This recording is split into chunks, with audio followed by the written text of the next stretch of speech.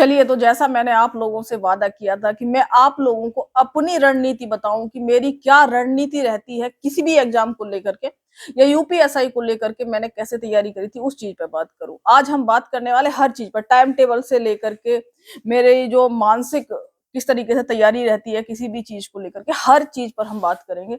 और बेटा एक और चीज बता दूं, ये जो एग्जाम है यूपीएसआई वाला, ये मेरा ऐसा नहीं है कि बस यही निकला। इससे पहले भी मैंने कई एग्जाम दिए थे जहां बहुत अच्छी, कुछ एग्जाम्स में मेरी रैंक थी और कुछ जो है बढ़िया पोस्ट लोगों के हिसाब से थी, बट मेरा नहीं मन उतना मानता तो हम उस चीज को नहीं करते, चाहे उसमें आर्थिक रूप से भी या कैसे भी कितनी भी सही चीजें हो, है ना। तो ये जो मुझे पर्सनली जानते हैं उन लोगों को ये चीजें पता है कि मेरे लिए कोई चीज जो सबसे ज्यादा मायने रखती है वो होती है कि मेरे को दिल के करीब कौन सी चीज है, मुझे क्या करने में अच्छा लग रहा है, तो वो ज्यादा मायने रखता है।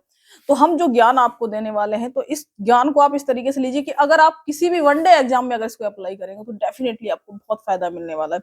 सबसे पहले कि मान लीजिए मेरा मेंटल स्टेटस कैसा होता है, मान लो कोई भी एग्जाम की तैयारी है, इसको भी जो यूपीएसआई की लेके चल रहे थे, मोस्ट ज्यादा प्रोबेबली था कि हम निकाल लेंगे, ऐसा मेरे दिल के अंदर से आता था। डर 100% लगता था, मैंने कहा ना सबको लगता है, और हमेशा लगता था कि नहीं हुआ तो क्या होगा। और इस एग्जाम के लिए जैसे मैंने आप लोगों को बताया था कि लोअर पीसीएस का मेंस छोड़ दिया था मैंने, सीबीटी 2 भी आया था इसकी रनिंग के टाइम पर, वो भी मैंने सब, इस एग्जाम के लिए मैंने कई चीजें छोड़ दी थी जहां मेरा होने की पूरी संभावना थी। लोअर पीसीएस वाला अगर ये उस दौरान ना आए तो हम उसको ज्वाइन करते और उसमें ही जाते, है ना, तो वो भी छोड़ दिया था। तो सब लोग कह रहे थे कि तुमसे जो है नहीं हो पाएगी पुलिसिंग और इस तरीके की नौकरी, तो इसके लिए मेरे दिमाग में बहुत आता था कि इसमें नहीं हुआ तो तब क्या होगा। कुछ एक चीजें ऐसी हो गई थी जहां ये था कि मुझे इस दौरान एक जॉब जरूर लेनी है, तो मेरे दिमाग में हमेशा रहता था कि नहीं हुआ तो क्या हुआ।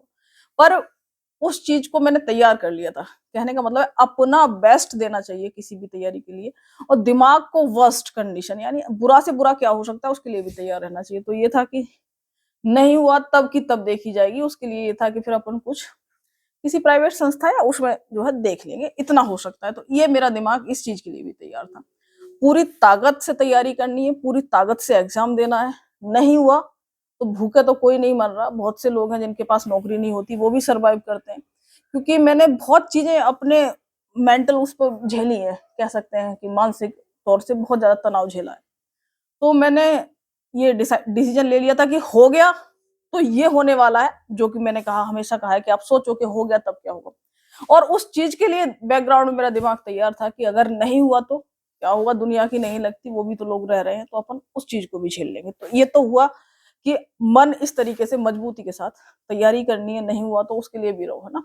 ऐसा नहीं है कि इसके बिना जिंदगी खत्म हो जाएगी। अब दूसरी चीज आती है कि फिर मटेरियल स्टार्ट करना है। जिस भी एग्जाम को तैयार कर रहे होते हैं तो मेरी हमेशा आदत होती है, जैसे कि ये यूपीएसआई वाले में भी कुछ एक बुक्स मैंने बीच बीच में कुछ वीडियोस में बताई भी थी, अभी मैंने नहीं वो इकट्ठी करी है, हम बता रहे थे कि यूथ कंपटीशन का था, मतलब कहने का मतलब पीवाई क्यूज लेने के जो है 5 बुक्स थी इसमें। 5 बुक्स कैसे थी, एक हिंदी की थी, एक रीजनिंग की थी, एक मैथ्स और एक जीएस।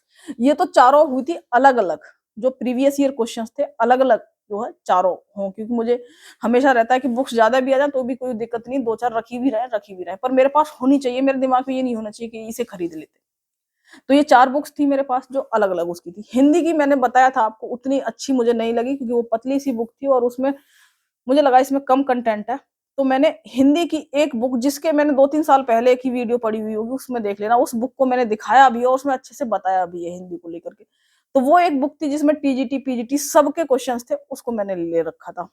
5वीं बुक थी पीवाईक्यू की, जो पूरे पेपर्स दिए हुए थे उसमें, मतलब ये तो अलग अलग सब्जेक्ट्स हो गए, वो पूरे के पूरे पेपर्स। तो 5 बुक ये मैंने सबसे पहले उठाई थी। उसके बाद हर एक उसकी थोड़ी स्टैंडर्ड बुक्स थी। स्टैंडर्ड बुक का मतलब होता है जैसे मैथ्स को लेकर कि मैथ्स मैंने पढ़ाया भी था, तो मेरे पास कई बार आप लोगों में से पूछते हैं नोट्स।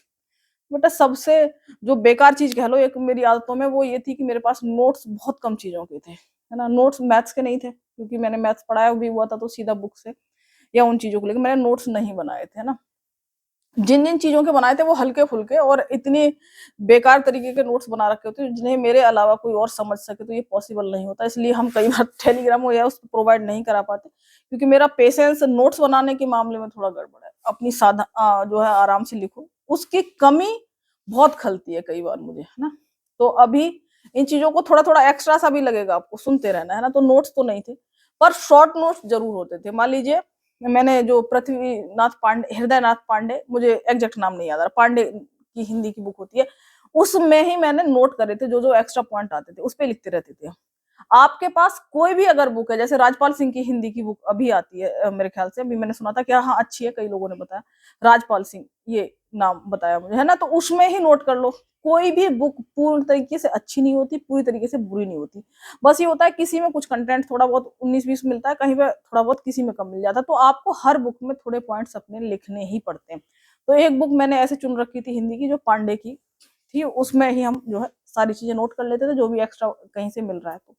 उसके बाद मैथ्स के मेरे पास नोट्स नहीं थे, मैथ्स के लिए मैंने जो है थोड़ी बहुत, जो मेरी पुरानी बुक्स थी, क्योंकि कई सारी जब पढ़ाते हैं तो बहुत सारी बुक्स होती है, उनमें से थोड़ा थोड़ा टाइप्स को देख करके मैंने उनको कंप्लीट करा, पर मेनली मेरा जो फोकस रहा था वो था पीवाईक्यूज, जो प्रीवियस ईयर क्वेश्चन थे उनको मैंने बहुत बार करा था, हाँ उनको कह सकते हैं कि बहुत अच्छे से प्रैक्टिस किया था, है ना, मैथ्स को लेकर के। अब आ जाते हैं हिंदी को लेकर के। हिंदी को मैंने बताया कि मेरे पास पांडे की बुक और प्लस एक ऑब्जेक्टिव बुक थी, जिसकी 3-4 साल पहले की अगर मेरी वीडियोस देखोगे तो ना, बहुत पुरानी, क्योंकि उसी टाइम की थी जब वो एग्जाम निकला, क्रैक हुआ था, उसके बाद मैंने बनाई होगी वीडियो, तो वहां पर है वो, उसमें मैंने बुक्स और बहुत सारी चीजें अच्छे से बताई हुई है। तो वो बुक थी, वो बुक बहुत प्यारी बुक थी, उस बुक से मैंने बहुत अच्छे से कई कई बार उसको पढ़ा था, हर एक चीज को, हर एक जो क्वेश्चंस थे उनको बहुत अच्छे से पढ़ा था। उसके बाद रीजनिंग को लेकर के मैंने जो है पुराने कुछ भी बुक है उससे थोड़ा सा टाइप्स देख लिया, उसके बाद पीवाईक्यूज ही बहुत अच्छे से करे थे इसमें। उसके बाद जीएस पे जाते हैं। जीएस मेरी थोड़ी सही से तैयार थी, क्योंकि जीएस के लिए मैंने कहा ना, लोअर पीसीएस मेंस की हम तैयारी कर रहे थे, तो उसकी वजह से मेरा जीएस का पोर्शन बहुत अच्छा था। और रही बात मूल विधि वगैरह की, तो ये चीजें मैंने उतने सही से बहुत ज्यादा टाइम दे करके नहीं पढ़ी थी, और उस एग्जाम में मुझे लगता है कि उसमें क्वेश्चंस भी मेरे वाले उसमें कम ही आए थे, जो है मूल विधि वगैरह को लेकर। तो बहुत ज्यादा टेंशन मूल विधि की नहीं लेनी है, पर थोड़ी सी मूल विधि आपको आनी चाहिए।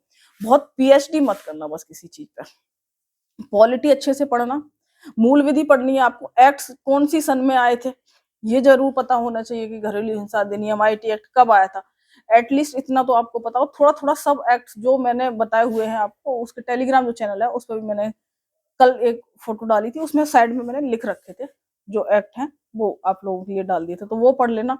और उसके बाद जैसे हिस्ट्री है, ज्योग्राफी है, साइंस है, इकोनॉमी है, इनके पोर्शंस को थोड़ा थोड़ा पढ़ते रहना। अब एकदम से तो नहीं हो पाएगा ये चीजों की तैयारी, ठीक है। तो ये मैंने आपको थोड़ी सी चीजें बताई। अब आ जाते हैं कि मेरे पढ़ने का तरीका, ये तो मटेरियल अब तक बताया था कि पढ़ने का तरीका कैसा था। पढ़ने का मेरा ऐसा कभी नहीं होता कि मैं घंटे के हिसाब से पढूं, कि मैंने 2 घंटे हिंदी पढ़नी है, 2 घंटे। मेरा होता है कि मुझे हिंदी में अच्छा लग रहा है, ये टॉपिक्स कंप्लीट हो रहा है, तो उसको उस टाइम तक पढ़ते रहते थे जब तक कि मुझे उससे बोरियत ना हो जाए। तो कई बार तो होता था कि मान लो बहुत लंबे टाइम तक, आधा दिन हो गया हम एक ही चीज को पढ़ रहे हैं, पर उसमें ध्यान रखना है, एक ही चीज को पढ़ते रहते हुए मेरा ऐसी अप्रोच नहीं होती थी कि टाइम काट रहे हैं। मान लीजिए अगर मैंने एक चीज पे आधा दिन दिया है, तो उस आधा दिन में वसूल करी है चीजें, उसमें मैंने उसका बहुत सारा कोर्स कंप्लीट किया है, बहुत सारी चीजें रिवाइज करी है, बहुत सारी चीजें सीखी है, बहुत सारी चीजें नई मैंने करी है। उसके बाद मान लीजिए मैंने हिंदी के बाद मान लीजिए शाम को मैथ्स उठा लिया, तो फिर मेरा होता था कि मैथ्स को तब तक करते थे जब तक मुझे उससे बिल्कुल ही लगे कि हाँ बस मेरा दिमाग इससे पक गया, उसको हटा के रख दिया। तो इसलिए कई बार इस एग्जाम के दौरान 2 दिन में मेरे चारों सब्जेक्ट्स कंप्लीट हो पाते थे, है ना, क्योंकि कई बार क्या हुआ, आधा आधा दिन निकल गया, तो पूरे चारों सब्जेक्ट्स को घूम के आने में जो है 2 दिन लगते थे। इस दौरान ऐसा भी नहीं होता था, मैं यहाँ पर कुछ चीजें क्लियर करते रहूं, कि मान लीजिए कोई टॉपिक मुझे आ गया, अरे मुझे तो हिंदी पढ़ने में अच्छा लग रहा है, या फिर कोई भी पर्टिकुलर टॉपिक पढ़ने में अच्छा लग रहा है, तो उसमें ही बस एक ही टॉपिक को, चाहे उसमें 2 नंबर का है, तो हम उसी में उधेड़ बुन कर रहे हैं। हर एक चीज को जितना महत्व है उतना देना है ऐसे, और ऐसा भी नहीं करना है कि जो चीज आती है, मुझे तो दीदी ने कहा था पढ़ने में ये अच्छा लग रहा है तो वो पढ़ते रहते, ऐसा भी नहीं था। जो आता है उसे कम टाइम में निपटा के अलग जो नया है वो सीखना है। मान लीजिए किसी की हिंदी कंप्लीट है, तो फिर क्या जरूरत है आधे दिन हिंदी पढ़ने की, है ना, तो उसको समय देना है जिसको जो है जरूरत है।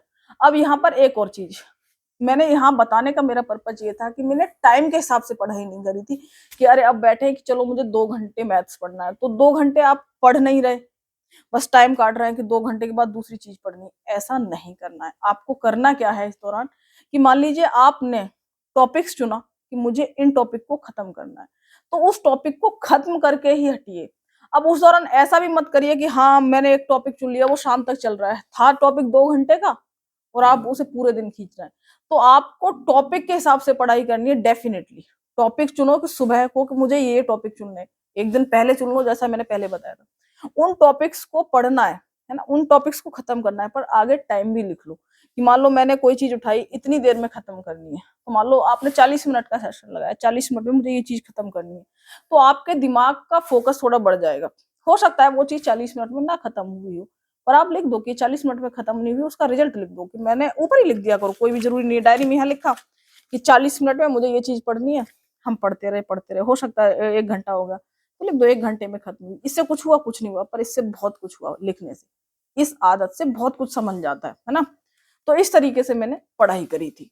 अब दूसरी चीज आती है कि इस दौरान ऐसा भी नहीं होता था, मेरी आदत थी, मान लीजिए हम हिंदी पढ़ रहे हैं, बीच में कुछ चीजों की बोरियत आ रही है कुछ भी, तो इस दौरान हम उनको जैसे 40 जो क्वेश्चंस वाला सेट है उसको लगा के देख लेते थे, 10-15 मिनट इसको करके देख लिया, अच्छा इसमें कितने क्वेश्चन सही हो रहे हैं। अब इससे क्या हुआ, जैसे ही आप किसी भी उसका, मान लीजिए आपके कोई भी सब्जेक्ट कंप्लीट नहीं है, पर फिर भी आपने उसका पूरा प्रैक्टिस सेट लगाया 40 क्वेश्चंस का, ये